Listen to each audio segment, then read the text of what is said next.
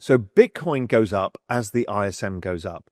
So this kind of rate of change of Bitcoin will give us much higher prices if the ISM gets up to its normal cycle peak of somewhere between 56 and 65. And that will give us the magnitude of the rise in Bitcoin. We don't yet have a full handle on how high the ISM will go this cycle. But if it goes above 60, I mean, those are high prices in Bitcoin. That's above 300,000, maybe even higher. Raoul Pal believes Bitcoin could surpass $300,000 if the ISM index rises above 60, a trend seen in previous cycles. As economic conditions improve and liquidity increases, Bitcoin tends to rally, especially when the ISM goes above 50, signaling growth. He draws parallels to 2017, predicting a surge in Bitcoin and altcoins as financial conditions ease and liquidity flows into riskier assets. Patience is key, as the current choppy market will eventually lead to substantial gains. Pal emphasizes that despite volatility, Bitcoin's consolidation phase may set the stage for a major breakout, positioning holders for significant profits in the next bull run. FOMO and don't get fearful at the wrong points in the cycle. We have a framework. It's there to help you. We are still early stage within the final year of the crypto bull market when a lot of the big gains come. It's time not to lose your shit. Have patience. See the bigger picture. Also, how you construct your portfolio. I'm saying, well, 35% pullbacks are par for the course. And you're saying to me, oh my God, my portfolio is down 80%. It's because you're not using the don't this up thesis, which is you can only have a small part of your portfolio in the smaller tokens. This is the chart Julian and I came up with, global M2 in dollars with a 10-week lead over Bitcoin. Now, we were not sure whether it was going to follow this exactly because we had an identical setup in global M2 in 2017 in the last Trump cycle. And what happened is crypto collapsed 35% in a week and then slowly recovered with chop. I wasn't sure whether we were going to have the full sell-off to follow this pattern or we were going to go sideways over the period. We eventually went sideways first and then had the sell-off. Either way, it's on track exactly as global M2. What it's saying to you is that financial conditions that tightened last year due to the dollar rallying in anticipation of Trump and also rates going up in anticipation of tariffs, well, that is what's playing through now. Now, if you look at the chart going forwards, that reverses. Yes, there's going to be a period of chop. We're going to be finding the lows around here, and I'll come more on that in a sec. Then there's a period of chop, and then we start coming back up the other side. So it's nothing to concern yourselves with. Volatility is part of the game. Without the volatility on the downside, you don't get the 150% returns or more on the upside. So financial conditions are kind of the big daddy of all of this. And the 3-month and 3-month rate of change of Bitcoin is driven by financial conditions, which leads by 3 months. So financial conditions obviously tightened because of the dollar and rates back in last year. Now, Bitcoin has fully priced that in. So we're at the price point that is right. Now, could it then chop around along the bottom until it starts mirroring the rally in financial conditions? Possibly. This is also obviously very similar to the global M2 chart because they're all highly correlated. I just want to show it to you in a different way. The next chart is what you're hearing a lot of noise about is there's an economic weakness coming. Economic data's coming out weak. Yes, it is. And it's been driven by the dollar last year. Again, there is a lead here, and the dollar strength last year is causing economic weakness. This is the reason everybody wants a weaker dollar. China wants a weaker dollar so they can stimulate. They're desperate to stimulate. The world has a lot of dollar debts. They need a weaker dollar to service those debts. The US needs a weaker dollar to export goods. The global economy needs a weaker dollar. But first, we're going to see that weakening of the US economy because of what happened last year in the dollar. And then things will start to change again and the economic cycle will pick up. Now, that probably also means that rates will come lower because economic data is weaker. So that's playing into our idea that financial conditions are going to ease over time. So it's yet building a more positive case. No, it's not going to be a recession. All of that talk is nonsense. Economic data will weaken for a bit and then strengthen. But this is all good for us. Yes, tech stocks are slightly worried about weaker growth. But again, when we can look forwards using the analysis, we can see recovery is round the corner. Now, when we look at last time around in 2017, when Trump came in, we saw a very similar thing. Economic surprises fell off a cliff because the dollar had strengthened in anticipation of Trump coming into office. That then eventually reversed and the economic cycle picked up massively and the dollar weakened hugely. And that drove what was a very large crypto and risk cycle, even though the Fed were raising rates.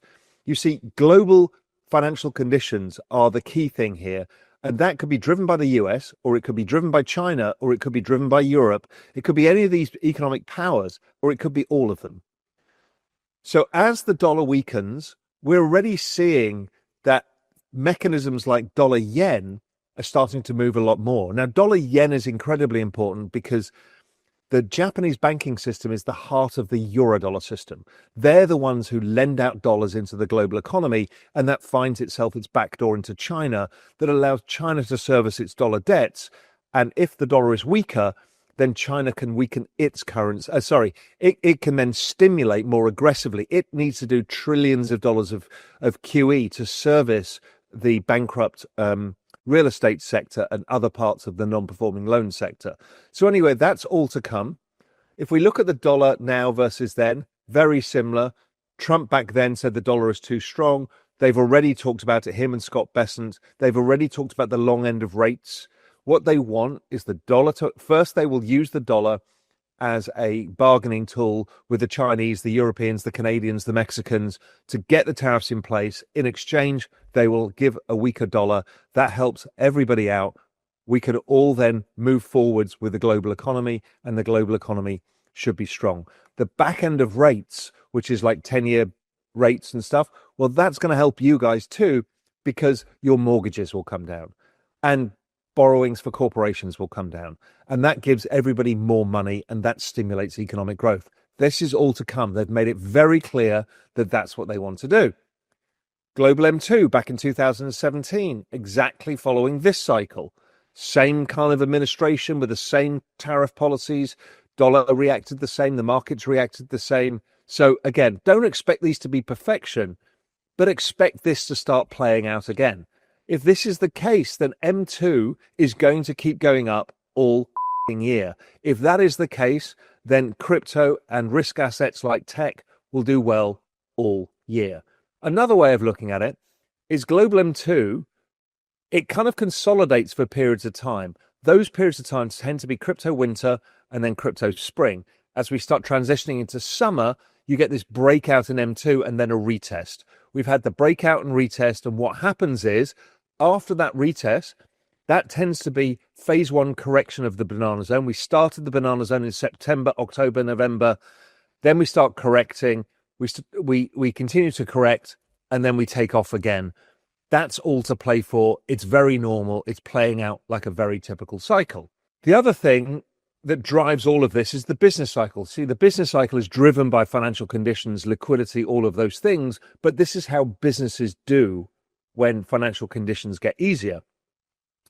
The ISM survey above 50 shows the economy is starting to grow. Now, economic growth has been strong, but that's been driven by the government sector. But again, Trump and Bessent have said they really want the private sector to take over. So what they're telling you is they want the ISM to go up. They want the private sector to start expanding, regular businesses. And regular businesses expanding also drive Bitcoin.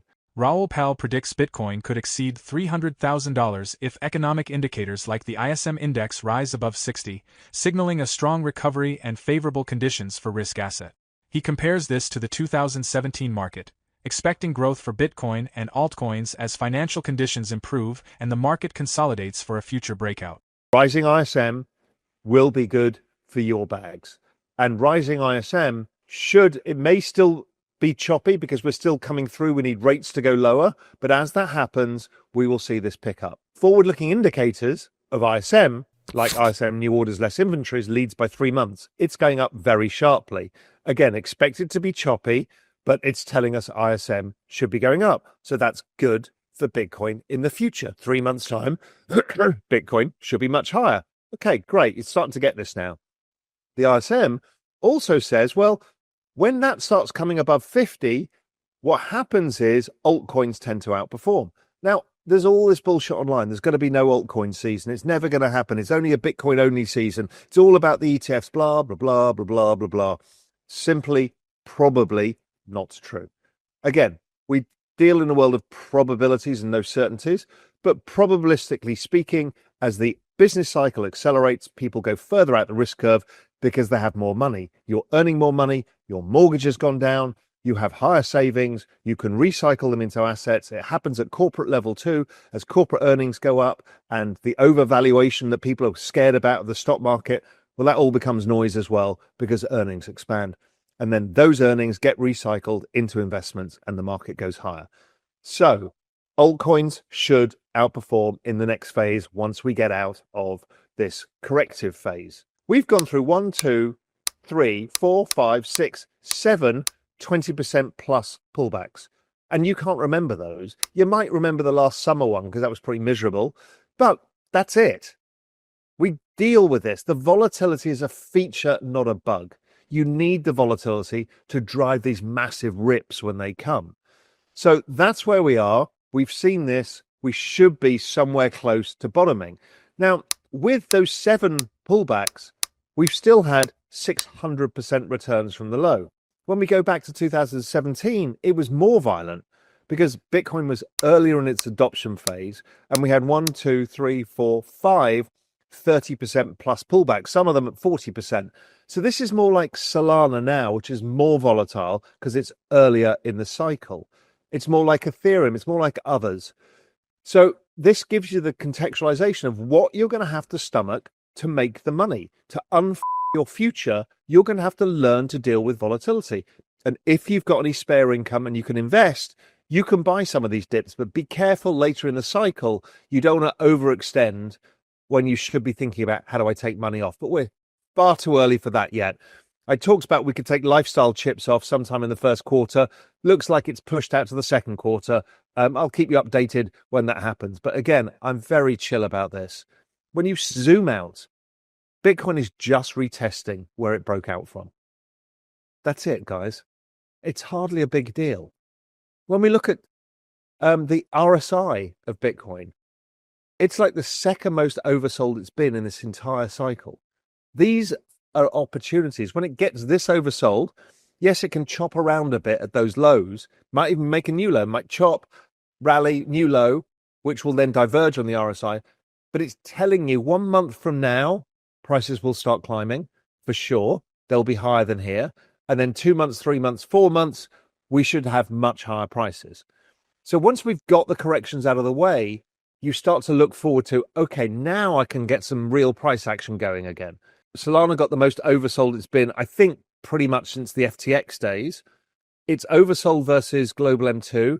It should be fine going forwards. It's a very clean market. There will be plenty of on-chain activity in Solana as we go forwards. It's a broad, deep, rich ecosystem. So nothing to worry about. And I think many of the memes, or a few of the memes, will be Phoenix that rise from the ashes. We will see some great recoveries in some of that stuff too. But remember, that's only for 10% of our portfolio. The risky stuff is 10%. Solana is a core position for most people, and that's a good one. You know, the core positions that I talk about for most people will vary depending on your case. But, you know, I've always used Bitcoin, Solana, Ethereum, and I use SUI as a higher beta bet because I think that's going to do well this cycle. Again, you may choose different names. You may have XRP, you may have something else. That's fine. You do you, I'll do me. Let's just wish each other the best because that's all we want to do. We want everybody to do well out of this. If this is going to go from $3 trillion as a market cap to $100 trillion, we want everybody to make as much money as possible, and we can to the banking system and everybody else. We deserve this. This is our system. It's made for us, and it's ours to capture. Help each other out is the key thing, and not fight with each other. Fear and greed. Everyone's fearful as shit right now. It collapsed down to 20. So super fearful. Again, these tend to be good inflection points to start thinking about absorbing. We're seeing exactly the same in equities, funnily enough. The NASDAQ, we've suddenly gone to this massive bearish sentiment. 80% of all surveys are bears.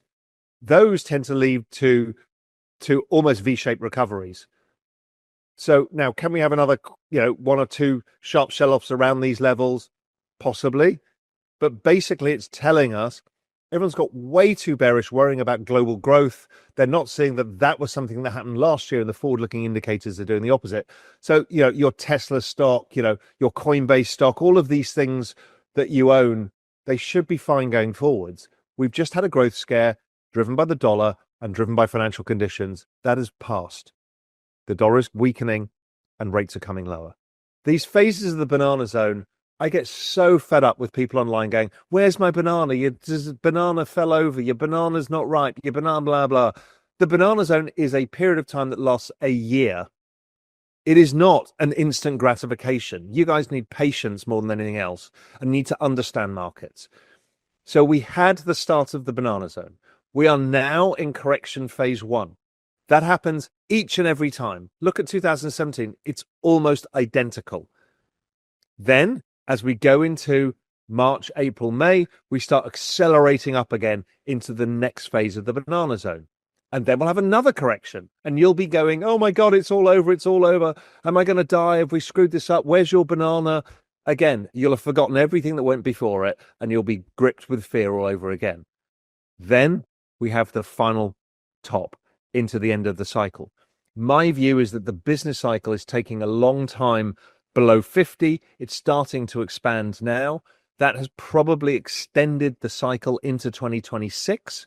Not a guarantee, not yet a prediction, but is what is in my head because of the structure of the business cycle. So we can probably keep going longer, and that will still give us much higher prices to come. Raoul Pal suggests Bitcoin could exceed $300,000 if the ISM index rises above 60, indicating economic recovery and boosting risk assets like Bitcoin.